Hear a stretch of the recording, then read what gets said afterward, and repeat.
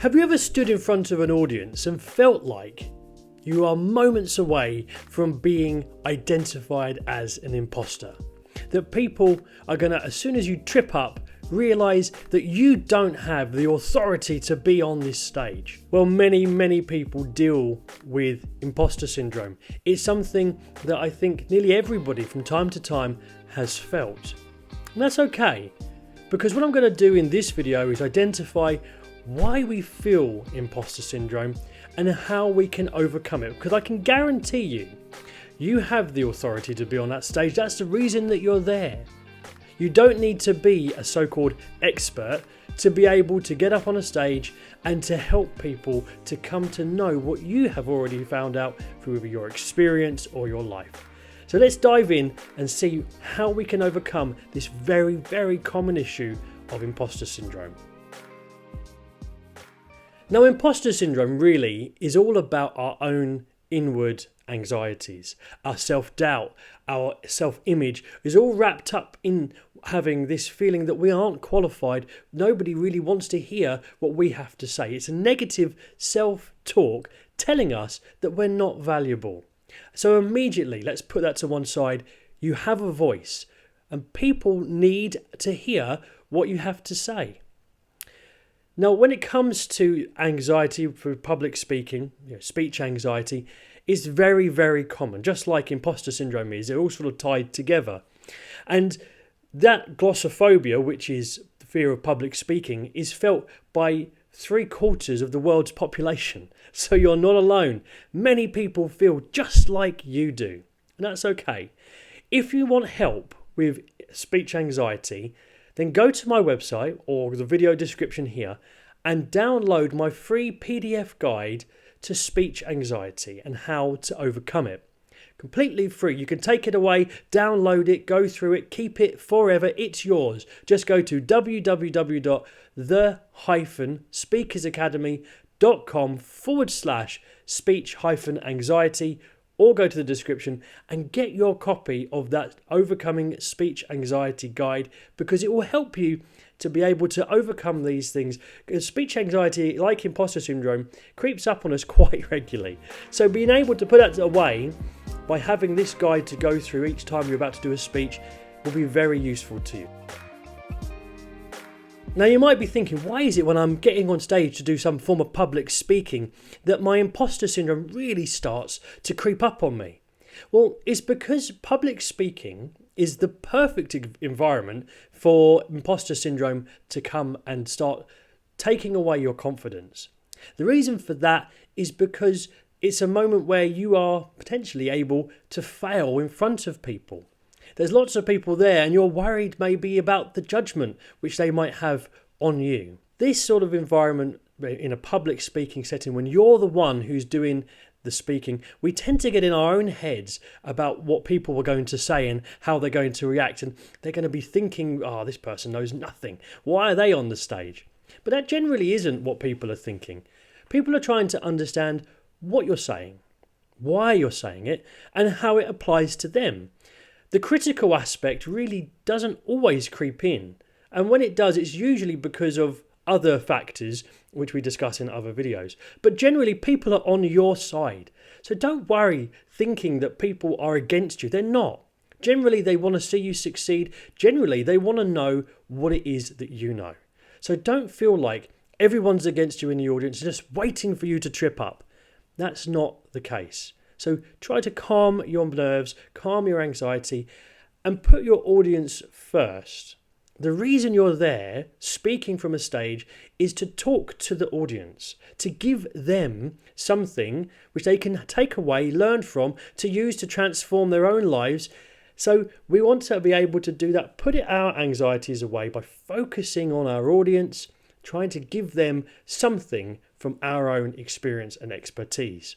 And if we frame it like that they're there, they want to learn, then it stops us from being so worried about our own imperfections, our own concerns, and where we might fall and trip. Because most of the time, people don't care about that sort of stuff anyway. So to help you, I've got 5 different areas strategies that you can use to help to get rid of that imposter syndrome. Now, it will come back up, you'll overcome it, and it will come up again. But you can overcome it if you follow one of these, or follow all of these 5 strategies when it comes to imposter syndrome. So the first thing you need to do, the first strategy, is to acknowledge that this is something that you experience and many, many others experience as well. We need to understand that many professionals struggle with this feeling of imposter syndrome. Next, you need to identify what is fact and what is just in your mind.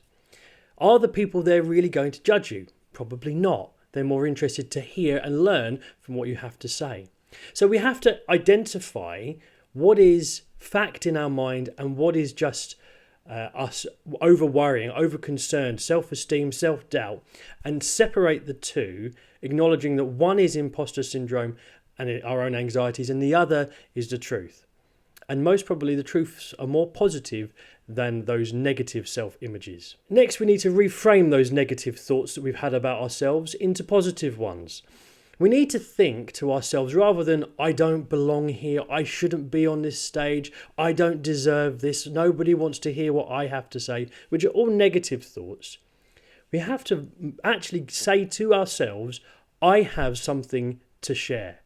My thoughts on this topic are relevant and valuable. The people in the audience would like to know what it is I have prepared to share with them.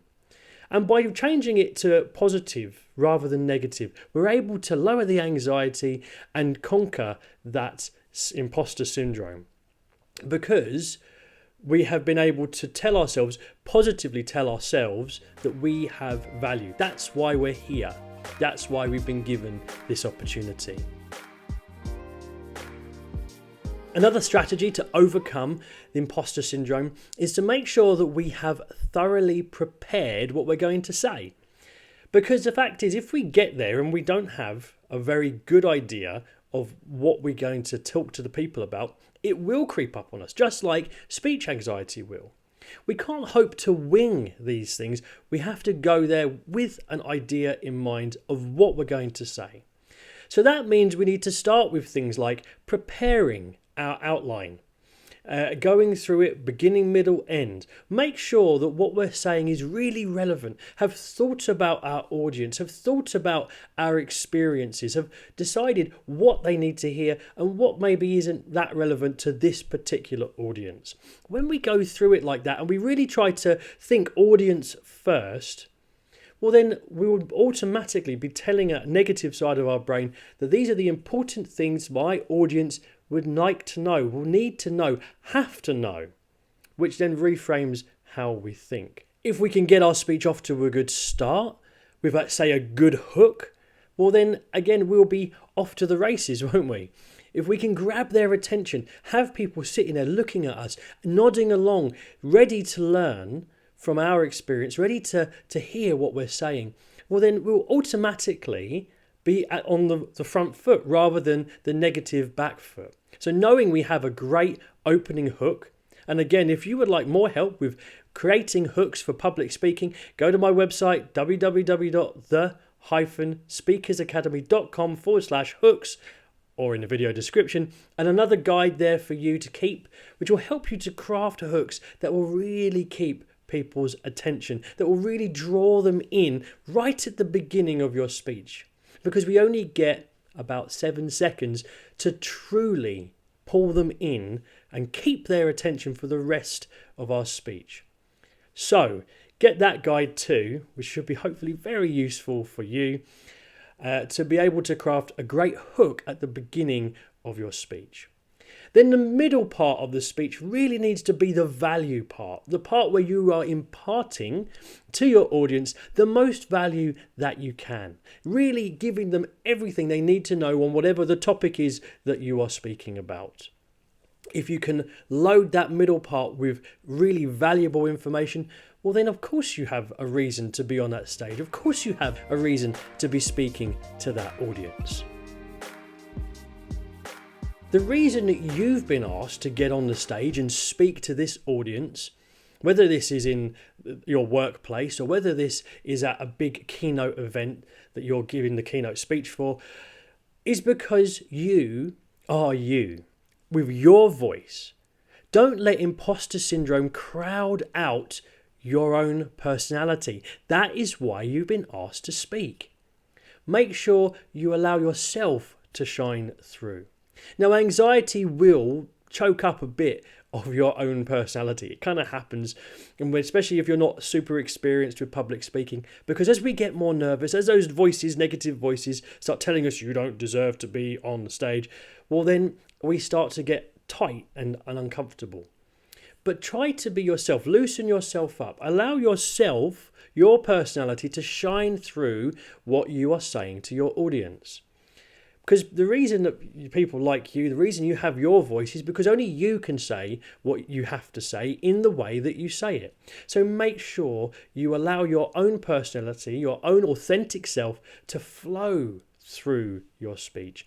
It takes some time, but as you practice it, identify what is you using, corporate speech, or what is you using what you think you should say, and how you would actually word that in your own words. And if you can do that, you will connect with your audience, giving you even more reason why you should be on the stage giving that speech.